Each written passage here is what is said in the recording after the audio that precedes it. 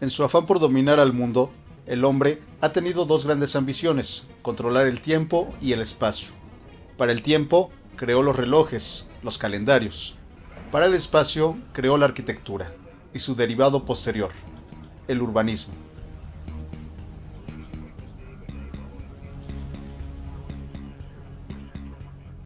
De todas las artes creadas por el hombre, es la arquitectura la que se considera la más útil, ya que cumple una función precisa que va más allá de valores estéticos.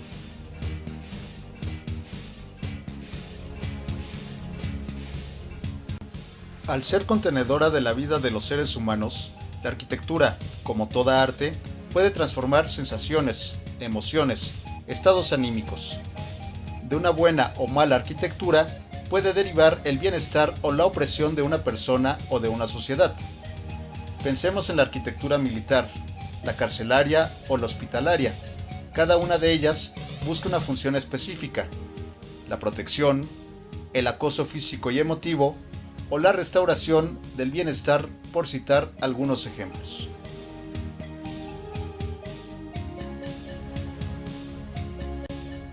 De las arquitecturas creadas por el hombre, ha sido la religiosa una de las que mayor atención ha tenido, por lo menos hasta antes del siglo XIX. La arquitectura creada para la divinidad demuestra los valores y los temores de cada una de las sociedades que les dieron forma.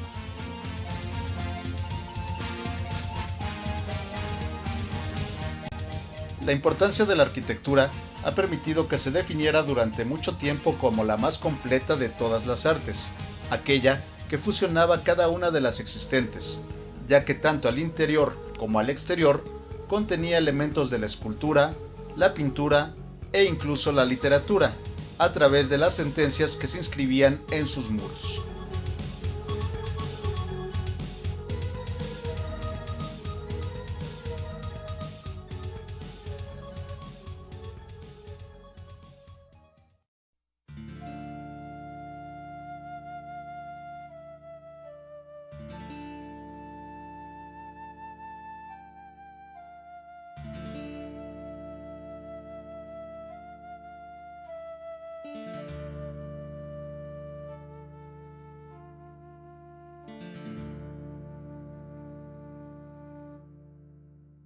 El arquitecto Carlos Flores Marini usaba el término ropaje de la arquitectura para hablar de los diferentes elementos que la han vestido, es decir, aquellas artes que complementaban el programa iconográfico. No me gusta hablar de adorno o decoración, pues eso nos da la idea de piezas accesorias, y debe entenderse que cada elemento que acompaña la arquitectura, sobre todo en esas épocas, no era simple decoración, sino que conformaba parte de un elaborado programa iconográfico que nos hablaba de las sociedades que hacían uso de él.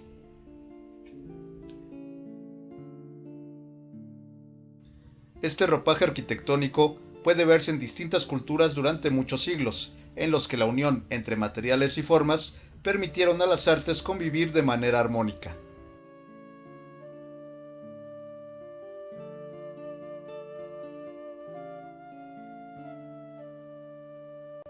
Armonía que se fragmentaría con la revolución industrial, cuando nuevos materiales y procesos de producción harían irrupción en el mundo.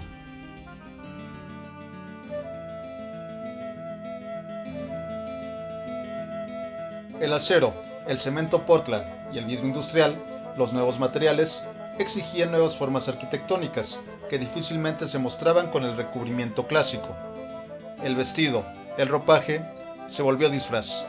Cuerpos de concreto y acero, vestidos de chinas poblanas, como alguna vez algún malintencionado describió la Biblioteca Central de la Ciudad Universitaria de la UNAM. Pero vayámonos más atrás.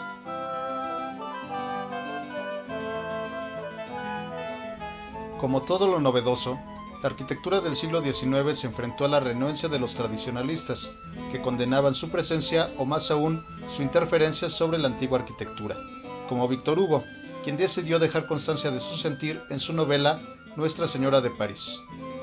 Leamos algunos fragmentos para entender cómo se veía aquel cambio. Todavía hoy, la iglesia de Nuestra Señora de París continúa siendo un sublime y majestuoso monumento, pero por más majestuoso que se haya conservado con el tiempo, no puede uno menos que indignarse ante las degradaciones y mutilaciones de todo tipo que los hombres y el paso de los años han infligido a este venerable monumento. En el rostro de la vieja reina de nuestras catedrales, junto a cualquiera de sus arrugas, se ve siempre una cicatriz. El tiempo devasta, pero el hombre es el mayor devastador. Si para examinar con el lector dispusiéramos una a una de las distintas huellas destructoras impresas en la vieja iglesia, las producidas por el tiempo resultarían muy inferiores a las provocadas por los hombres, especialmente por los hombres dedicados al arte.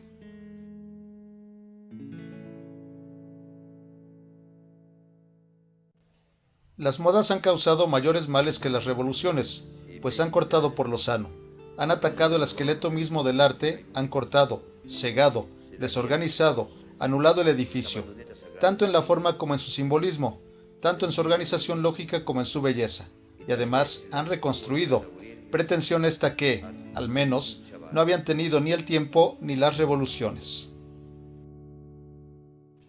En aras del buen gusto, ellas han organizado descaradamente en las heridas de la arquitectura gótica sus miserables adornos de un día, sus cintas de mármol, sus pompones de metal, una verdadera lepra ornamental, una lepra de volutas, de vueltas, de encajes, de guirnaldas, de franjas, de llamas, de piedra, de nubes de bronce, de amorcillos regordetes, de querubines mofletudos que empiezan a devorar el rostro del arte.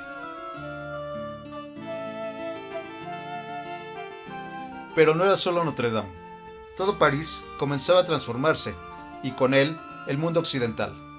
Los lamentos de los nostálgicos poco podían hacer frente al avance irrefrenable de la nueva arquitectura.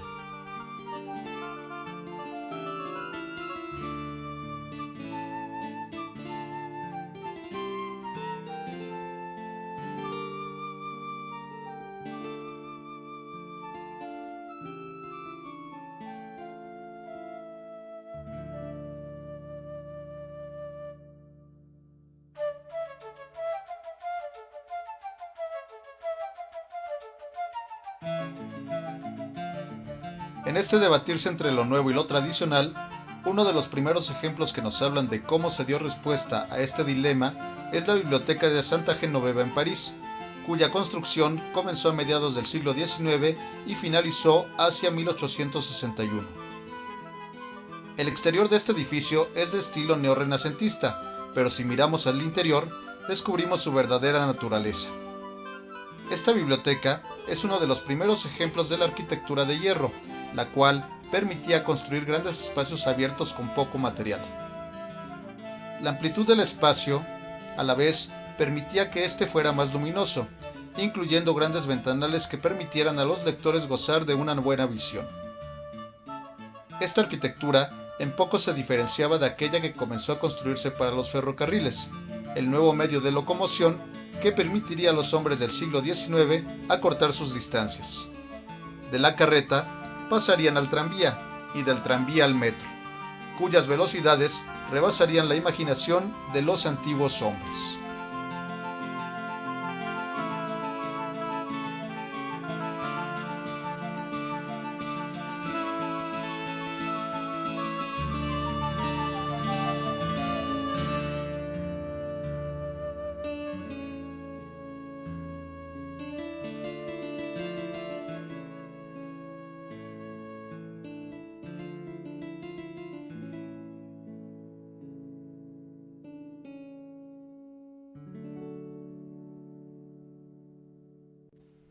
Uno de los primeros edificios que mostró el nuevo rostro de la arquitectura, tanto al interior como al exterior, fue el Palacio de Cristal, construido en Londres en el año de 1851 como parte de la gran exposición mundial que se realizó en aquella época.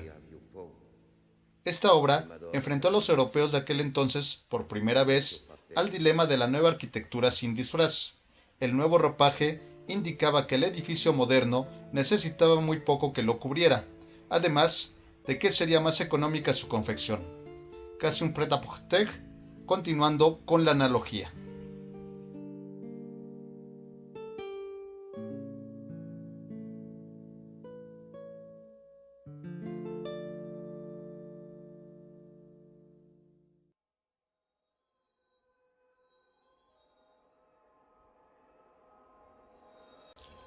Pero el mundo aún no estaba preparado para esta nueva moda, por lo que la arquitectura de la segunda mitad del siglo XIX se movería entre el llamado historicismo y el eclecticismo, que retoman estilos del pasado con los que se revestían las nuevas arquitecturas, pero estas, ahora sí, como disfraces, desprendidas de su esencia histórica.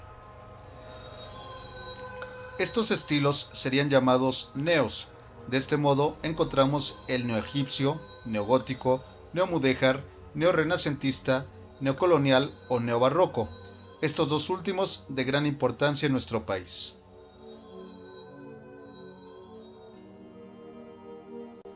Uno de los ejemplos más importantes de arquitectura neogótica es el Palacio del Parlamento de Londres, que fue construido siguiendo los modelos del gótico inglés por Charles Barry hacia la primera mitad del siglo XIX, después de que el original se incendiara.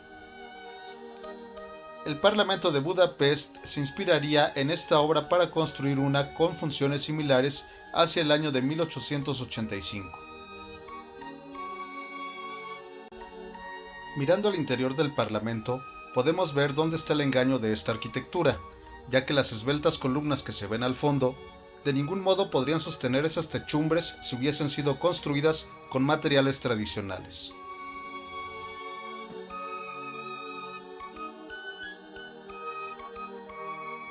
En México, uno de los más importantes ejemplos de arquitectura neomudéjar es el llamado kiosco morisco que actualmente se encuentra en la colonia Santa María la Ribera, en la Ciudad de México.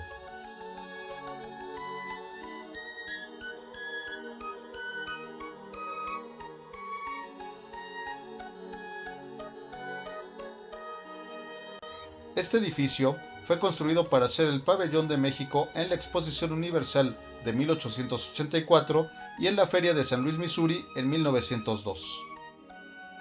Es obra del ingeniero José Ramón Ibarrola y está realizado en hierro con recubrimiento de madera.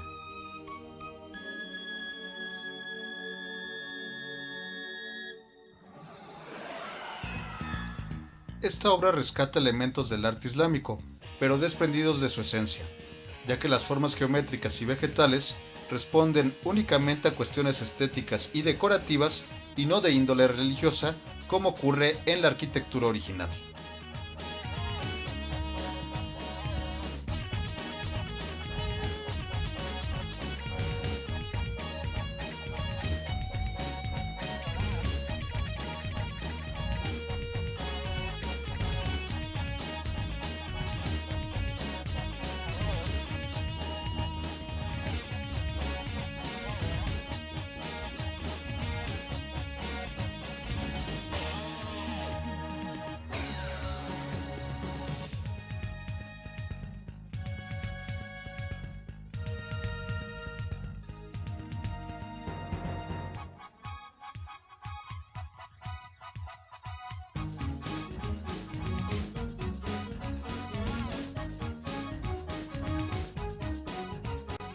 El Art Nouveau, el arte nuevo, surgido en las postrimerías del siglo XIX, fue el primero que intentó establecer un diálogo entre los nuevos materiales y las necesidades decorativas del ser humano.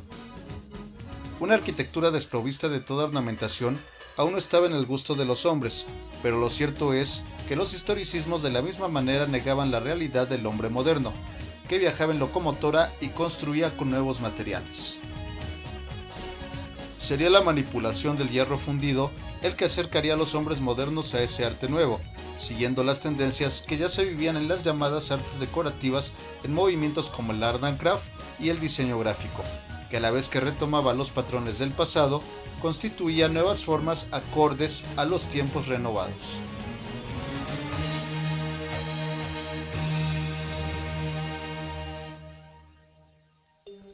El Art Nouveau tenderá a las formas orgánicas, al uso de la curva que buscaba imitar la sinuosidad de la naturaleza. Sus primeros representantes fueron Victor Horta y Henry van de Velde. Victor Horta retoma la idea del ropaje arquitectónico del que ya hemos hablado. Todas las artes debían confluir en el espacio arquitectónico. Así, la pintura, la escultura y las artes decorativas debían dialogar y crear una composición armónica. Una de sus obras más sobresalientes será la sede del Partido Socialista en Bruselas.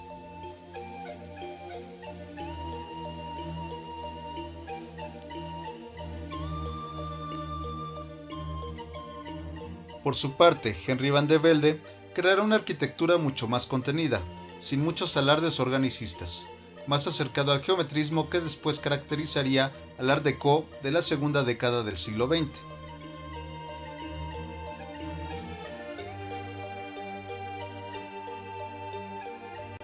Esta línea también sería seguida por el escocés Charles Mackintosh, cuyas obras son menos conocidas, pues se ha preferido destacar del movimiento las formas sinuosas como las de Horta o como las de uno de los más destacados arquitectos españoles, Antoni Gaudí, quien creará importantes obras cuyo epicentro se encuentra en Barcelona, y quien daría al movimiento del Art Nouveau una nueva denominación que refleja la realidad de la nueva arquitectura: modernismo.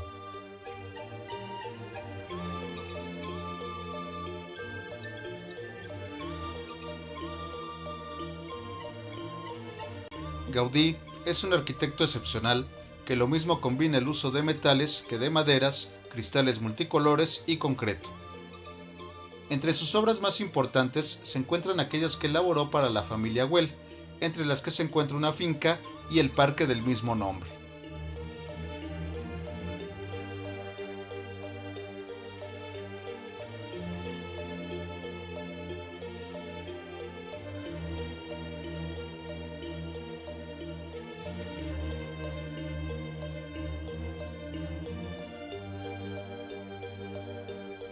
Además de realizar numerosas casas habitación celebradas en todo el mundo, la obra más conocida de Gaudí es aquella que aún no se ha concluido, la Iglesia de la Sagrada Familia, donde cabría preguntarnos hasta qué punto esta idea del ropaje arquitectónico sigue resultando funcional.